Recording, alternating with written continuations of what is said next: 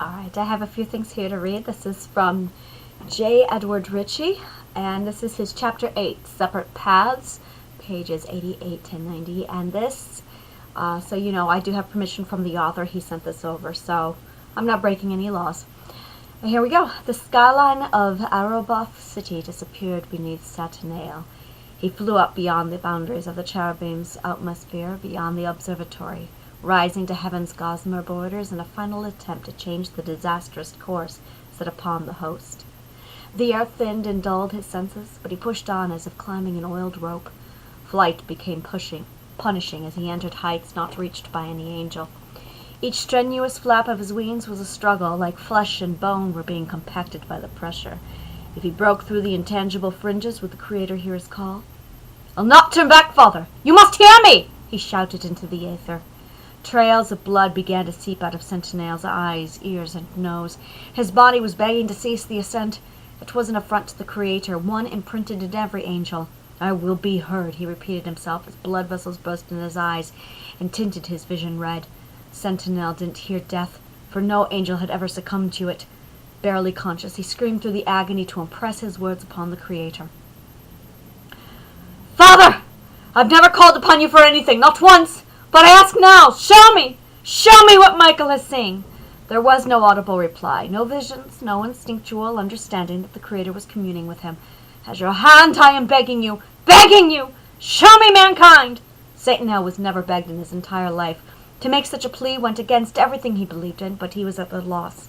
Unless something drastic was done, he knew in his gut that heaven wouldn't survive the scandal of mankind.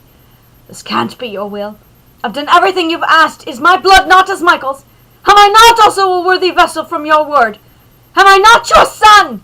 In the absence of a reply or feeling of anything at all, Sentinel felt the Creator's contempt, his sheer disdain. This was the one moment when Sentinel truly needed Father, and he was ignored. After all he'd done in the Creator's name, Sentinel was of no importance to him. He was struck in the shadow of Michael, the promised child. "Damn you, Father! Damn you!" Sentinel's vision went black, and his body gravitated back to heaven. Neither awake nor adrift in a dream, he felt irrevocable transformation take place in his soul. The spark of benevolence that had driven his every thought and action was extinguished. For a brief moment, Sentinel felt vacant, as if born anew in the darkness. All of the teachings he'd lived by were cast off, and left his soul naked to redress with his own mortality. With his own morality. Absent the Creator's mandates, Sentinel felt free. Sentinel dropped into heaven's atmosphere and regained his senses. The stifling weight of his faith was gone. This freedom must be shared, he thought. It would be his greatest gift to the host, one to eclipse all of his other works. But there was much to do. Oh, that was delightful. And this is from Chapter 21, Vengeance, pages 239 to 240. Sentinel dropped into heaven's atmosphere and regained his senses. The stifling weight of faith was gone. I am reading the wrong part. Okay, let's try this again. Chapter 21, Vengeance. There we go. I didn't scroll down far enough. Michael's clear instructions quelled the panic. He positioned himself between the refugees and the main force of demons. The selfish marauders could not resist such a precious trophy, and luring them to him would give the refugees a chance to escape. "Murderers! Release your prisoners and flee, or forfeit your life to the Creator's wrath!"